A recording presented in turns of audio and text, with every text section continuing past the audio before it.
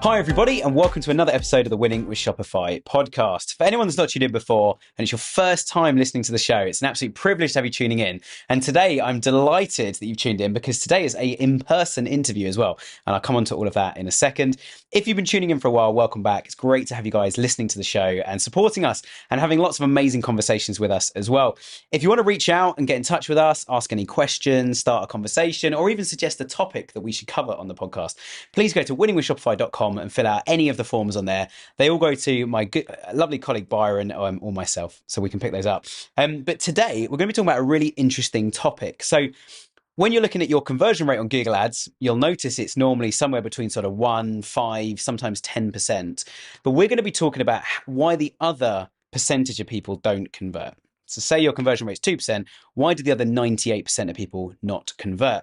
Joining me is one of my amazing colleagues, Daisy. So without further ado, Daisy, welcome to the show. Hi, thanks. It's great to be back again. I think we recorded one just over a year ago, so it's great to be back. Well, it's a pleasure to have you back on.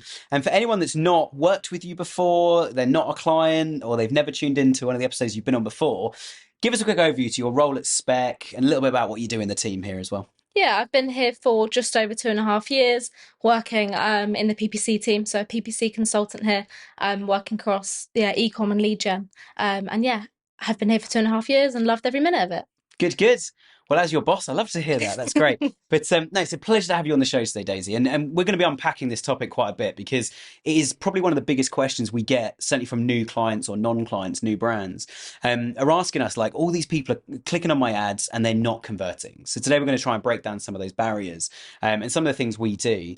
And one of the biggest things we do, which we're going to unpack, is how we actually split campaigns up.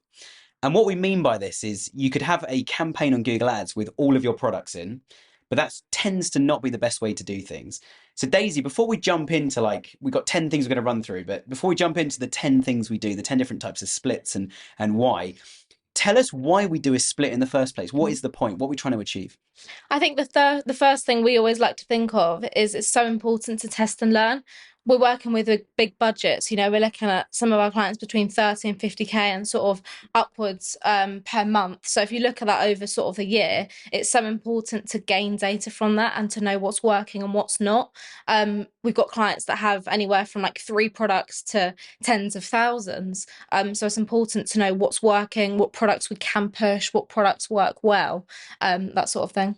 Yeah, absolutely. And I guess if we don't get the learnings and run the test in the first place, we're never going to find new things or apply any creativity to what we're doing, are we? No, exactly. And I think even looking at different campaign types, for example, like throughout ecom, we use a lot of Performance Max, but it's, you know, testing things like YouTube and display and seeing what works well on different clients, and what works for one client might not necessarily work well for the other. And that's always the hardest thing, is when somebody asks you a question like, how do I do this?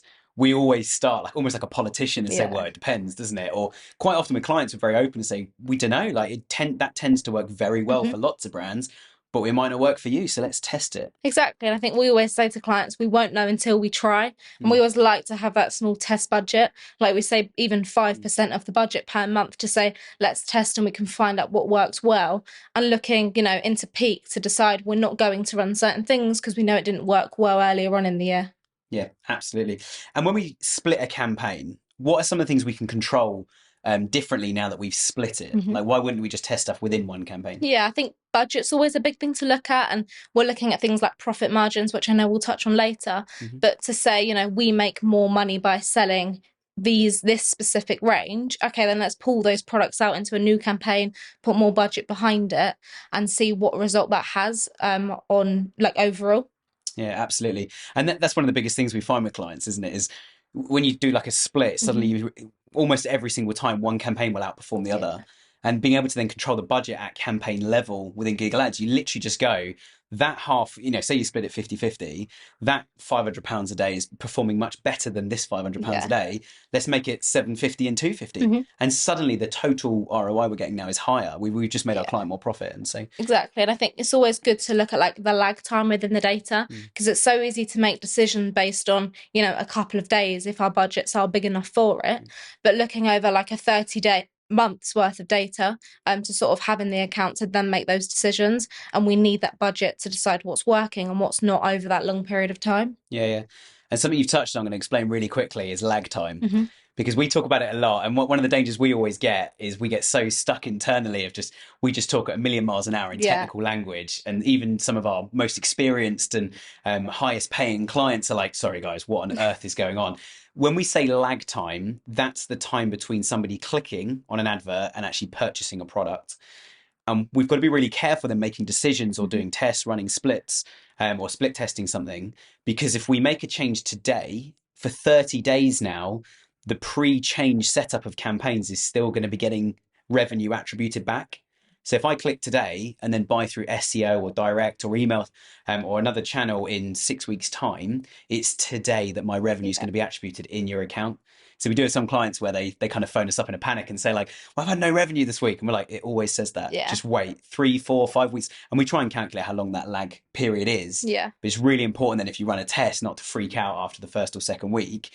Equally, like we've got to remember that it's a business. There's real revenue. There's customers. Yeah, exactly. Money needs to be coming into the bank account. And so, if something has really affected bottom line, the first thing we generally do is undo it, and then kind of take stock. And we have the ability to do that. We back up accounts regularly and that kind of thing. And I think there's so many different systems. Like we have Shopify itself to look at what's coming in. We've then got GA4 and Google Ads, and it's using all of those different systems to sort of build a picture. And it's not always clear. It's explaining that to clients as well. And why Facebook will tell you you've made £1 billion, but nothing else will, is also always a challenge. Yeah. But anyway, we're looking at 10 different kind of campaign splits we do. And we've explained what a split is, which is basically we're going to chuck the campaign in half and we're going to split it across lots of different ways. It's a little bit like, I sometimes think about it like email segmentation, where you're going to segment the way you're running something based on some data. We're going to alternate these points. And Daisy, you're starting with number 1. So why don't you kick us off? What's the first campaign split that we sometimes look at? First one's location. So looking at the campaigns, I think we run quite a lot of US campaigns, and looking at the different states, we tend to see there's very clear winners. Like LA and New York always tend to perform better. Again, it's all relevant. Like if you're based in another state, you'd probably see that tend to work well. So what we find sometimes is a lot of the budget is put behind some of those specific states, and we're not given any of the other areas a chance to show. So by pulling out LA, for example, and sort of splitting the budget that way, or then giving the spend to other areas, and you might not know if it works, but again, it's all sort of that testing phase. Yeah, and there's a location report in Google Ads, isn't there? So you can just filter it by states and go, these ones I'm profitable in and these ones I'm not profitable. Yeah. And it's almost like you just draw a dotted line there and go, right, one campaign's going to have the unprofitable ones, one's going to have profitable ones. And and a campaign like that, would you split the budget 50-50 initially, or would you actually put more behind the better performing states? I think it depends on the goal. Like if the goal is to make revenue overall, we want to put more money behind the states that have a higher ROI. But I think brand awareness is important. So sort of making sure your presence is in all of the different states is important. I think UK, we always see London tends to perform better. So again, we've got some clients where we do a 50-50 split because they're based in London. People tend to buy that bit more. So yeah, it all depends on the client. There are many different ways you could look at it. And equally, and this is what I love about PPC, is you could say exactly the same the other way around and say we have some clients based in London and we went to spend more in London and it completely failed. So we put less money in London and more in the rest of the country. I find it absolutely fascinating when you start to look at locality. When you first run that split, so let's say it was top 25 and bottom 25 states in the US. I know there's more than 50. But let's say you've done half and half and you split them out. Do you find that performance remains the same? You can just adjust budget, or actually does something else happen? I think there are some scenarios where we've done the split and we've seen an impact within a couple of days. When we sort of launch a campaign, you know, if we're pulling specific states out into a new campaign, the campaign that was running previously has all of that data to work off. We can then make more decisions with it. But equally, it's important to branch out and try new things and almost give Google a bit of a kick and, you know, try to reset the algorithm, because it gets so used to just doing its thing that it's nice to almost challenge it in a way. Yeah, and we've certainly had calls with clients, haven't we, where we said, like, here's the better performing states and the underperforming states. And they'll go, why are the underperforming states performing better than the overperforming states?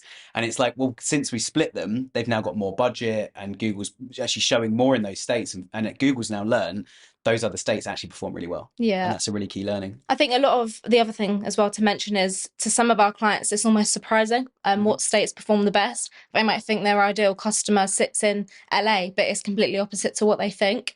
And so it's interesting to share that information with clients as well. Yeah, I used to play a game years ago. We don't do projects like this as much anymore, but I used to play a game with clients where I'd say, who is your target audience? Everyone write down a piece of paper in front of you. And then I bring up the stats, having done a survey with their customers or looked at the Google Analytics, or even just looking at, like, you can run people's first names through a tool, for example, and it tells you if they're male or female. And they'll be like, oh, we're like 98% female. And it's like, you're 40% female, 6% male. That changes everything. Yeah. Branding, photography, all of it. But anyway, really good, strong starter. Number 2, which I'm going to talk about, and Daisy's going to comment on as well, is customer groups. So what we mean by customer groups is you might actually want to split the campaigns by age demographic, or you might actually, like using male and female as a good example, you might want to target women with a different type of campaign or different products or something to what you actually want to target with men. You might find, and this has been amazing learning, and what we're not talking loads about today just because we literally don't have time, is how to find out some of the information that we're talking about today. But if you find, for example, and this wouldn't surprise me in the slightest, I'm going to be a little bit sexist here and say men just click and buy it, and women do shop around and they spend more time and more of a considered purchase. And that is it's not unanimous. Brands are all different, and it varies on the type of product. But if you were to find that, for example, you could create a more enhanced kind of, here's some cool buying guides and other stuff if the journey was slower for one group of customers versus another group. And the same with age as well. Do you find actually that younger people are much more impulsive and just click, buy, which I read a report recently that said actually they're not. Younger people they've got less cash to spend. So they are actually looking more and more and more and doing more research before buying something. But we certainly split campaigns by customer groups. And it might be customers that have already purchased previously. It might be customers that, as I've said about demographics, it might be customers, as we said already, locations. It might be customers, and this is the really cool one, is customers that have bought a certain product. Yeah. And we're going to talk about that a little bit later, about connecting data up. Yeah, it might be customers that have bought a certain product. So if a customer in their first order spent less than $100, you might retarget certain or different products to those people. Then you're targeted to a customer that spent more than $100. Now, all these ideas sound great, but again, you've got to check the data first. Yeah. I think there's such a big percentage on Google Ads that is unknown as well, which is something to bear in mind. And it does seem to be creeping up with all the new cookie policies that are coming to play. But I think, yeah, just being aware that we have to take that into account. Like if we're specifically going after women, then let's also put unknown into that category as well, because we just don't know and Google doesn't give us that data. Absolutely. And it really is the bane of our lives. I think looking at that data and going, not set, and you're like, what? It's like, how am I supposed to learn anything? Which from my point of view, I think we just need to engage with customers more. We need to ask them more questions, start more conversations, push out more surveys, do a post-purchase survey. Why did you buy from us today? Please fill out this box. That is possibly the most vital bit of information that a brand could ever learn, I think. Yeah, I think Google's such a small, hopefully not too much of a small part of it, but looking at other channels as well. Like it's so easy to be like, our audience is between 25 and 35. Let's base all of our marketing around that. But I think, it's just taking some of it with a pinch of salt as well. Absolutely. Daisy, what's number 3 on our list? Number 3 is product categories. Clients of ours have products ranging from like £10 or $10 to hundreds of thousands. It's taking that into account and almost segmenting your campaigns into those different groups, putting separate budgets behind them, having separate targets for them. And again, like depending on the goal and what specific products you want to push, it's looking and balancing the budgets between those. Slightly jealous you got this on your list because I love this one. and right now, actually, this is one of the biggest ones for our clients. And I think if we'd structured our list better, we probably would have put it at number 10. But this one we seem to be getting the best impact at the moment. But that will change. This will change with the seasons. But yeah, certainly we've got a few clients where we sort of gone, okay, let's take a few ranges out of the main campaign that some are performing really well and some are not performing well. But we've based it on quite a few different things, haven't we? Not just going, let's just try tables as an example. Yeah, I think there's so much data within any campaign, specifically Performance Max, and if asset groups just in general, looking at that data and deciding, is the budget being spent on those certain products and we're not giving other products a chance to show, and looking at the ROI overall on that to decide then what is the goal for that new campaign. Again, looking at a nice wide date range. Absolutely. And one of the funniest things I think is we sometimes get really excited Hmm. about this product range here is just doing so well. This is getting like a 15 to 1 ROI. Everything else is sub five. But this is $15 back for every one that we spend. Let's move that. And the client goes, now we're about to run out of stock on that. And you're like, ah, you absolute idiots. Like, please don't do that. Yeah. But we just have to, there's nothing we can do about it. You know, we have a bit of a saying here of like, if you can't change it, move on. Yeah. And if you can change it, change it. Yeah. So I think it's just there's sometimes frustrations like that. But we also get clients sometimes, and I know a couple of you watch the podcast, you'll relate to this, but we get clients that sometimes say like, oh, I'm just not selling any of this range, Hmm. but I know my competitors are, or I'm selling loads through SEO, but not through PPC. Yeah. So sometimes we do a split like that, don't we? And just pull Yeah. that particular product category out and go, all right, let's just go after those particular products. Yeah. And I think what we tend to find is sometimes customers are clicking on that specific product, going onto the website, purchasing that alongside something else as well. So even though we're pushing that product, they're also buying other things alongside that as well. So yeah, increasing the average order value. Yeah.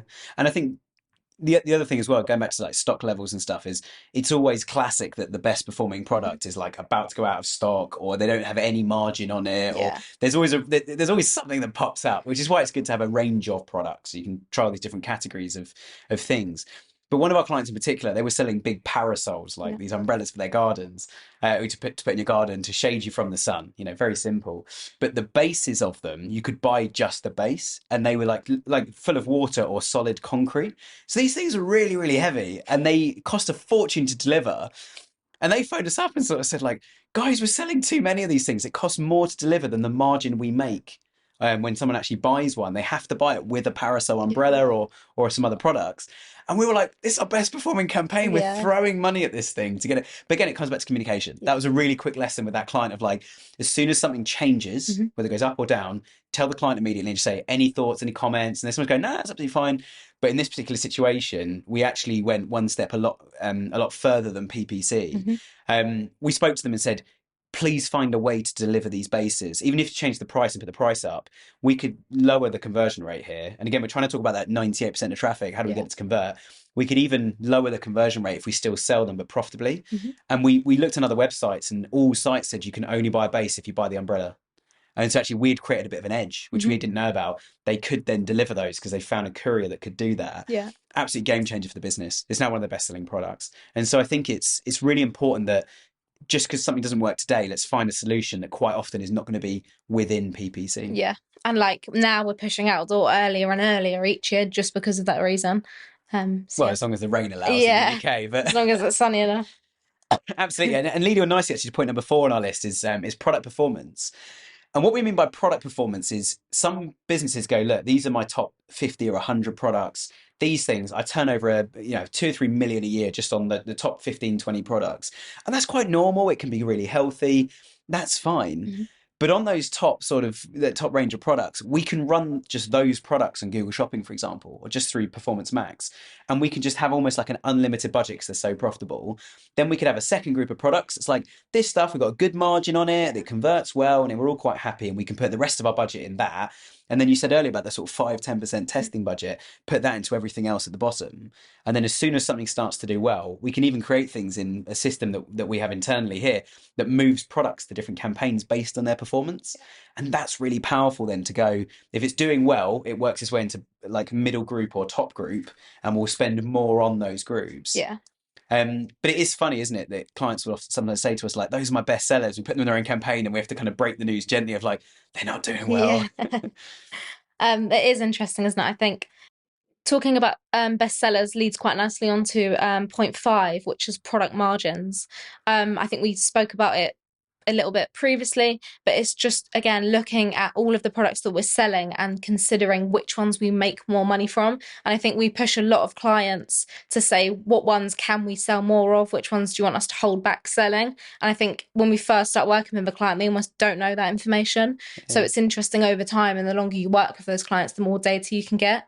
I think, as you said, it all comes down to communication. Absolutely. And I think that the interesting thing about margins, I find, is that when you say that clients don't often know themselves, one of the challenges we get, certainly with, we only really work with kind of very established brands, and the established brands, it's often so far removed that the marketing person's like, do you know what? I should actually really know that.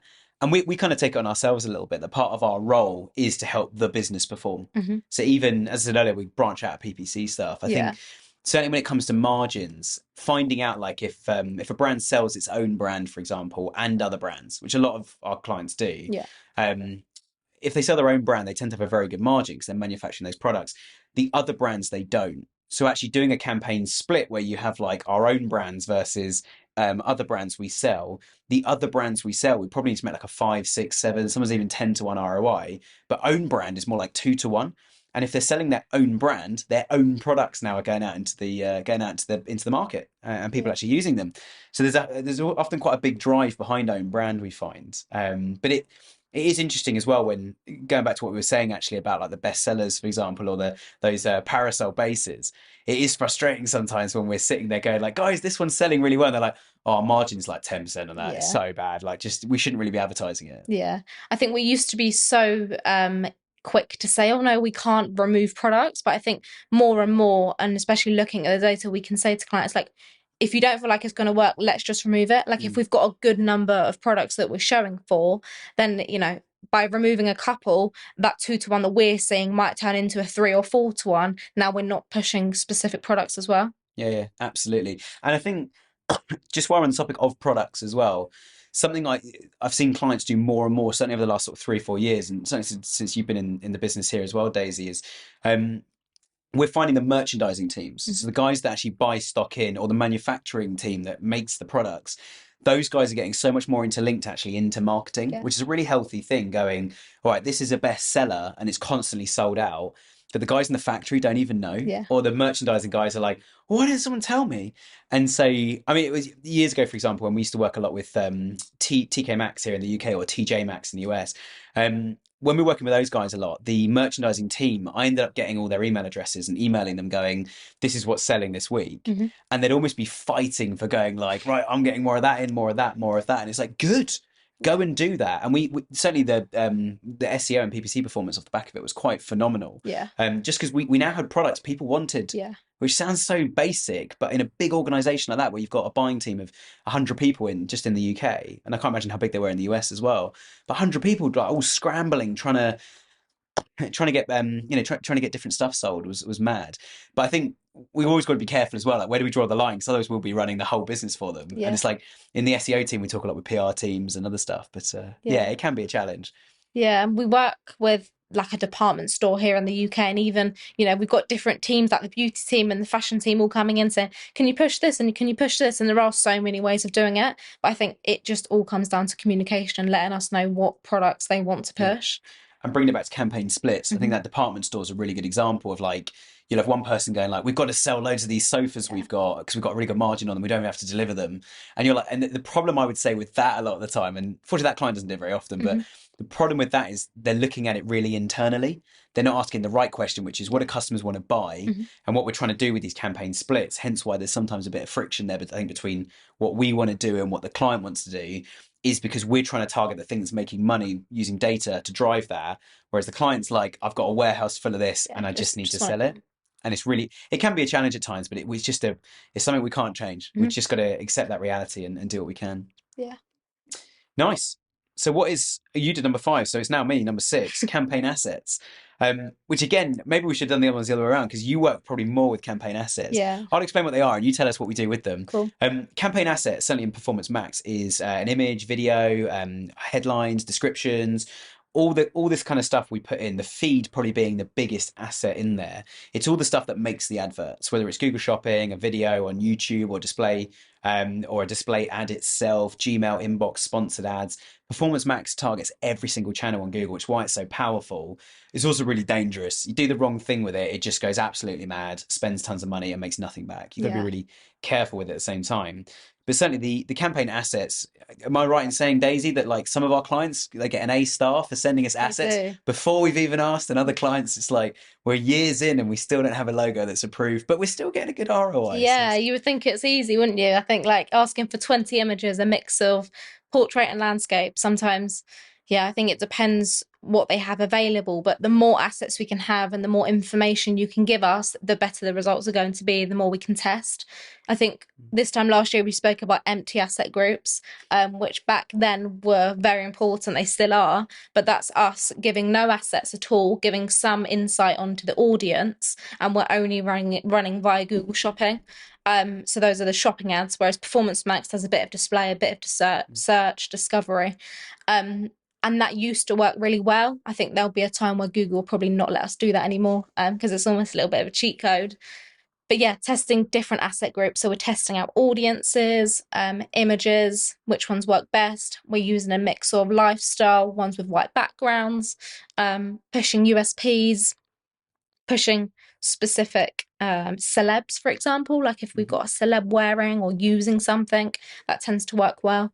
Yeah, the more we can test, the better. I think there's some campaigns that we're testing between 5 and 10 different asset groups, and in an ideal situation, we'd want Google to split the spend into those asset groups, but we don't tend to see that happen. Yeah. And I think anyone that works closely with email will relate to all of this in the email world. It's very similar of like the content we're talking about with assets is what you put on the email itself. The audiences we're targeting, that's your segmentation of audience. Some will be people that have just signed up, some will be past purchasers, some will be unsubscribers, some will be lifetime VIP customers, all this kind of stuff. But certainly when we're looking at campaign splits, as you say, like we sometimes do a campaign where we've got just a blank asset group, which means the feed is the only thing, so it runs Google Shopping, as you rightly said. And then we have another campaign that's with all the assets in, and that's where the split bit actually comes into play. But all of this kind of relates. It's not like these aren't like 10 different options, because even with a campaign asset split, it might be that, okay, we've got really good assets for these 3 product categories, going back to, which I think was number 3, wasn't it? Yeah. Going back to these, we've got these 3 product categories, we've got loads of good assets for them. So let's run a campaign for each of those with the assets, keep it really specific. Then let's run a separate 3 campaigns that's like the kind of low performers, medium performers, top performers, or just put them all into one big campaign at the end, something like that. So yeah, we can certainly do it in lots of different ways. Yeah, I think video is also an important one, which I know we struggle to get hold of. But yeah, if you have a YouTube channel, all we need is a direct link, and it has to be under 30 seconds. So attaching that to the Performance Max campaign, and that can appear on YouTube, along with our images, our products themselves, all of the copy as well. And that always tends to look nice. If we don't add those, Google can create them automatically, and they're not very good. And we've had plenty of emails over the years, normally from the CEO going like, oh, I've just seen this and it looks atrocious. And we're like, yep, we know. And it's because we don't have any video to put in. So then then the next question is always, okay, how can we not run that? Well, we need to turn Performance Max off. And the implications of that are really big. Like we're now going to only run standard shopping, which is nowhere near as good. So would you like to have a lot less money and make like probably a loss, but have no bad videos? Or do you want to keep the bad videos? We'll eventually get your team to make some good videos. But video is so expensive. And that's always the hard thing, like to actually shoot a good video. Even the time that's gone into setting up where we're sitting right now, is quite considerable. So thanks, Byron. But yeah, campaign assets, really important thing actually. As I say, if you've got assets for certain things and not other things, split the campaigns by that, or try some campaigns with tons of assets, some with just a few. Yeah. And I think also making sure they're tagged in the right way. I think we've almost taken over accounts, and you've got I don't know, a specific thing like dresses, for example. We then go in to see what products are tagged, and it's got everything in. So we could have a pair of trousers alongside a top image, for example. So just making sure that's very clear. And yeah, that's something that we're checking quite often, because any change that's made internally could have an impact on that. Yes. Yeah. And we have, to be completely transparent, we have been guilty once or twice of getting an email from a client that says like, this says jumpers. And then underneath says like, the best trousers you'll ever buy. Why is that? And it's like, all right, we need to do a very clear campaign split, because Google's AI is not realizing there's a trouser description and a jumper headline, or whatever the split might be. So. Yeah, make the mistake once, never again. we do always do that, and that is, I think, a good policy in life. Is just as soon as something's gone wrong, how do we make sure it never happens again? But Daisy, what's number 7 on our list? Number 7 is data input. So I think Nick mentioned on it briefly, but it's looking at connecting up Klaviyo, so anything we're using for our email, as well as using GA4. So we can do a piece where we're looking at people that have abandoned the cart, and then we can do a retargeting piece to almost push in front of that specific audience. Within Performance Max, it is just a signal, so that's always something to be aware of. If we're using like a search campaign, for example, it's slightly different. But yeah, feeding as much data as we can into that, and I think we need 1,000 people within that segment to almost then use it in Google Ads. But the more data we can have, the more specific we can be with our targeting. Yeah. And when we say Klaviyo as well, any of our awesome email sponsors as well from the past, Seguno, OmniSend, there's a few others as well. But certainly connecting those email audience up is really key. And when we connect them up though, in the traditional world, it would be like, okay, non-subscriber, people have unsubscribed, but they're still in our email list. Yeah. Let's run a campaign to them. Performance Max doesn't work like that, does it? It doesn't ring fence those people. It doesn't. We're giving it a signal, and we don't know what percentage of time it's being seen, but it's more of these are the types of people we want to appear in front of. So I think over the past couple of years, we've almost only put people that have bought or converted, because we're saying these people, they've worked for us, so let's go after more people like this. But yeah, on the cart abandoners, it's always a tricky one to try and work out whether they're actually appearing in front of them or not. Yeah, absolutely. And I think with using the purchasers, the people that have bought before as the main audience, the good thing about that is even those guys are going to see the ads a little bit, as well as almost like a lookalike of those people. Which is really powerful, and we tend to find a much higher ROI as soon as we plug that in. We do a lot of troubleshooting internally of like when we get a new account in or something, it's like, all right, everyone troubleshoot the new account. Let's pull out everything we should do, put in a massive spreadsheet, prioritize it, and go, right, we're going to start, and it's all tests. We're going to start testing this stuff first. It's normally one of the first things. We almost put it in the list of like, it's not even a test, just do it, just get on with it. That and like putting all the attributes in the feed is a good example. We can even use a customer list from Shopify if they've subscribed to marketing, adding all of the information as much as we can, email, address, name, and doing a retargeting piece on there as well. Yeah, absolutely. Number 8 on the list, we're going to branch out of Google Ads for a minute, and then we're going to come back. We're going to branch out into the world of email. We're mentioning it now at the moment anyway. But with email, there's a massive opportunity, certainly with PPC, to do email flows. And this is fun because anyone that's been listening to podcasts for a little while, you'll know my catchphrase, marketing is lost from digital marketing. And the thing with email flows is you can actually get creative. And what we mean by this is, I'll give you a few examples. One could be that you send people into a page that says like, hey, sign up for our free giveaway, earn a $200 backpack. Completely waterproof, amazing backpack. You can sign up for a giveaway, and we're just going to give some of these things away. So go and sign up. As soon as they sign up, email flow kicks in. So we can use PPC, we can use some maybe some search ads, probably display and probably video would be the most powerful things, and run this giveaway and just get as many people as possible to sign up. But while the competition's coming, you could send almost like a daily email with a countdown. Yeah. So you've now got a reason, because you've come up with countdown, you've got a reason to send an email every single day for, I don't know, 30 days until you do the giveaway. And people aren't going to unsubscribe because they want that product. And it will say, if you unsubscribe, you're no longer entered to this thing. I've now got 29 emails I can send you telling you to buy other products, to, why not add this to your wish list? We're releasing the backpack we're going to give away is going to be the end of this year's model. And there's going to be a new upgraded backpack coming out. So if you don't win, you're actually going to get a discount on this thing later. So you can get some really smart email flows working like that. And also when people buy a product, you can have an email flow, and you can actually customize using Klaviyo, Seguno, the whole range of, you can use customization based on the product they bought to actually then send specific emails to say, right, you've bought this backpack. Actually, do you want a jumper that fits the backpack absolutely perfectly? Or do you want to buy a jumper that is also waterproof? So you've now got a waterproof backpack and a waterproof jumper. Like, you are sorted for British weather. So there's some good stuff like that you can then start to do.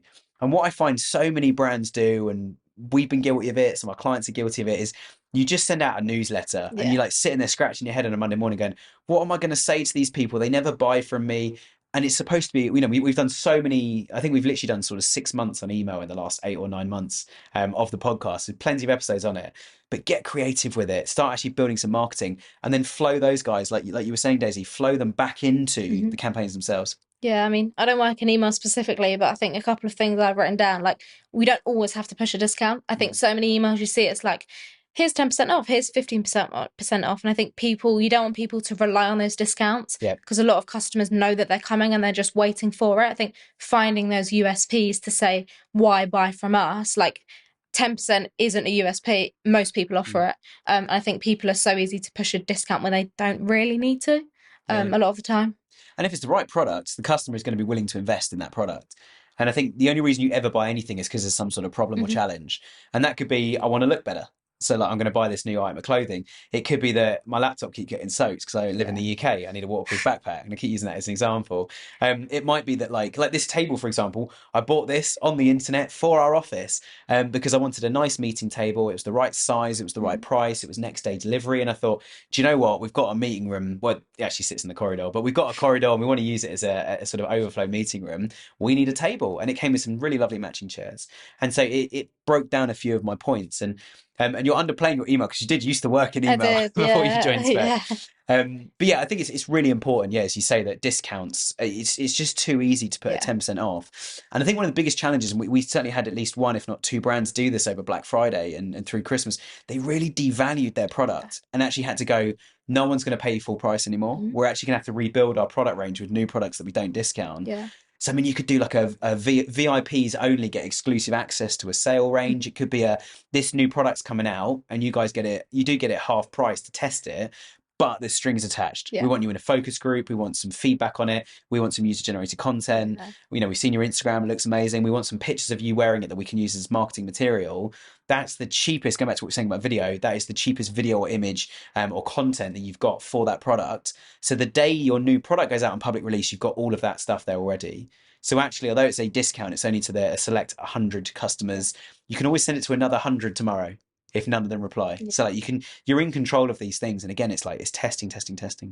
I think reviews are also good on to push. I think like people are scared to ask people to review. And like we've all, you know, if like 2% of people put a review on your website, that could then influence other people buying later on down the line. So yeah, don't be scared to ask people for a review, because if they don't want to do it, they won't do it. And I did, and I haven't said this on the podcast yet, I saw an amazing execution of a case study the other day, and I won't say what brand it is because I'm trying to pitch them at the moment.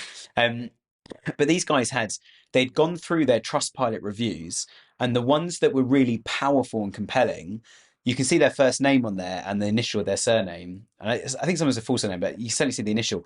So they then went into Shopify and found that customer and emailed them and said, hey, we want to pay you to become our new advert. That's cool. Like, we want your face on it. We want your story. The fact that you've used this product for such a life-changing experience, we want to really bring that to life. And there's nothing more powerful than user-generated content and reviews. Why not have that as your Facebook advert, where it's almost you can even sit in an interview situation, like for any of you guys listening, where we're sitting in the same room, Daisy and I here. But yeah, you sit in a room and interview them and say, like, okay, how did your life change as a result of using this product? Like, what led you to use this thing, and how nervous were you of trying it in the first place, and that kind of thing. What's the saying? People always buy people. Exactly. Absolutely. Anyway, we've got two left. Point number 9, Daisy. Point number 9 is brand versus non-brand. Probably something we've touched on in, you know, the last year or so. Performance max can be shown for anything, whereas the search side, we are going after those specific keywords. And what we tend to see is that a big percentage of the budget was being spent on brand, and it's kind of a little bit of a cheat way. Like, we are making money from it, but people already know our brand. So we want to do that. You know, people haven't seen us before. Let's appear in front of them. So what we've been playing with is splitting out brand versus non-brand. So you can do a brand exclusion within the settings. It's quite hard to find. You've got to do they almost hide it for you. So doing a couple of clicks and excluding our brand, you have to submit it to Google. They then have to approve it, which doesn't take too long. But splitting out budgets on that, so having a big percentage of the budget on non-brand and then a small budget on brand. The goal is new users. You know, as much as we like people to buy again, we also want to appear in front of new users as well. Yeah, absolutely. And that brand exclusion feature is quite new. And when it was one of our clients who actually said, like, you can do this, and we're like, no, you can't. Just Googled it and was like, oh, you can. That's amazing. But it's at the time of recording, it's May right now, but it's only been out, I think, for about 2 or 3 months, so it is very fresh. And I always think as soon as something new's there, it's going to take time, especially if you're a smaller, more nimble, but quite lean brand. You've got an opportunity to do this quicker than the big brands, because the big brands will have to go, oh, what brands are we going to exclude? And what you can also do, I think, with the brand exclusions, which we've not played with loads, but I certainly have found it to be quite powerful where we have, is you could exclude, say you're quite a premium brand, you could exclude all the cheaper brands.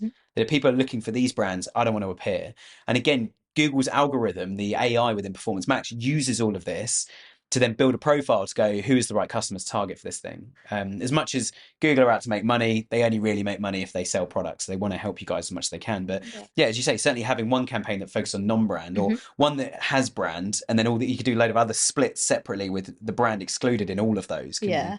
And being realistic with the ROAS target. So saying like we can accept a lower ROI on the non-branded side, or we'd pay more for the conversion because they're a new customer. We can then get them to sign up to email to them again.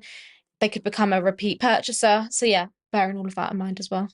Which almost, we won't today just because of time, but you could almost dive into the whole world of the marketing funnel here and say that actually on Google, you could use display to do the top of the funnel and tell people you exist, display on YouTube. Then you can use a mix of display, search, YouTube, bit of performance max, bit of shopping to then do that middle consideration stage where now they're actually looking for the product. And then that bottom of funnel when they actually purchase is going to be that brand search, isn't it? Where it's like, I know I'm buying this backpack from this company, so I'm just going to go straight to their site now and buy it. And going back to what you're saying earlier, that's the attribution headache when it just goes direct or not set. And you're like, my campaigns did all the work to get all that revenue in. And in terms of tests, like this is not our 10th point. I'll come into that in a minute. But in terms of tests, we have done some extreme tests on PPC where we've like doubled the budget overnight and left it for a month. And then we've like halved it from what it was previously. So like at least taking 75% drop the next month and going, how did all the other channels perform? Like how reliant is the direct channel, which I like to call it the I don't flipping know channel in GA4. But you see what starts to happen in direct or in SEO as a result of PPC dropping to go, do you know what? PPC is definitely doing middle funnel and it's probably doing some top of funnel as well. And it's not doing as much of the bottom of funnel that actually gets the attribution. It gets the PPC made a sale as it probably deserves. Yeah. I think like taking Facebook into account as well, it's so easy for clients to say Facebook is doing 19-1. And it might be, but like the numbers in Meta are always lying. Like it takes a lot of things into consideration. So again, going back to the point of looking at different sources to decide what the actual overall answer is for it. Yeah, absolutely. And point number 10 then, to bringing this home on our list, is splitting the campaigns by sale range.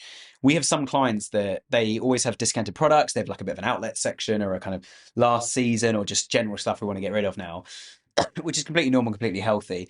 And we sometimes actually segment those products to show them in one campaign, which is loads of discount content like end of season, end of line, which is a good way, I think, from a marketing point of view, actually, of getting rid of or doing discounts and getting rid of stock without devaluing everything else. Saying it's end of line, it's autumn, winter, and it's currently coming into summer, although it doesn't seem to have arrived in the UK yet. But certainly, yeah, saying it's coming in, we're into summer range now, and this is our autumn, winter kind of end of line, last stock or last chance to buy is a good marketing message for not devaluing all of that other stuff. But certainly having a sale campaign, and I guess the biggest thing, come back to what you said right at the start, Daisy, about controlling budgets and ROAS targets and sort of segmenting stuff out. On the sale range, you might go, do you know what? We just only want to spend 10% of our budget there. We don't want to invest heavily in sale because we don't want to be seen as a sale business. And also our margins are so big on that anyway. We don't want to spend loads and the ROI target needs to be really, really high. Yeah, and I think one of the most beneficial things to Google is having that price cross out. So you've all seen it, the green number alongside the black crossed out. Google favours those, like looking at Google free shopping, it favours sale just in general because everyone loves a sale, who doesn't? So even driving customers to our website via that product, and they might buy something different once they land on the site. But yeah, as you said, I think we don't look at more than like 10% of budget on outlet products. Yeah, absolutely. And so I think summarising all 10 points, if you keep all your products in one big campaign, you're just a numpty. There's so many things you can do, as we've said today. Like these are just 10 examples of stuff that we're doing. I think if we get you back on in 6 months and say what are the 10, some of these would still be here, but there'd be a completely different list as well. So yeah, I mean, it goes without saying, if you guys are spending 5k plus a month on Google, you want some support, you want some help, reach out. Daisy and I would love to chat, as would anybody else in our PPC team. So feel free to get in touch. But yeah, Daisy, thank you so much for your time and also your insights. It's been great to have you back. Yeah, thanks for having me. Great stuff. And for everybody listening at home, thank you so much for tuning in today. It's an absolute pleasure to have you on the show. We are running something quite fun in the next few weeks. I'll be sharing more over the next few weeks about it as well, but we are getting a very, very successful CEO from a very successful Shopify store to run a round table session. There will be a price on the tickets, but unfortunately at the time of recording this, we just hadn't decided the price. The date's only just been confirmed like a few hours ago, but I will be sharing more over the next few weeks. But it's going to be a 2-hour session. It's going to be a really good opportunity to ask questions to that person. I'm going to host the round table. They're going to be there discussing how they've done stuff. Great opportunity to have a Q&A and also meet some other people from the show. It's only going to be limited to a certain amount of people as well. But stay tuned for that. If you are interested, drop us a note anyway, and we can certainly send you an email once there's more information. But thank you so much for tuning in, everybody. If it's your first time listening, what an absolute pleasure to have you listening to our show. So thank you again. Hit subscribe, leave us a review if you haven't already. We're back again next week.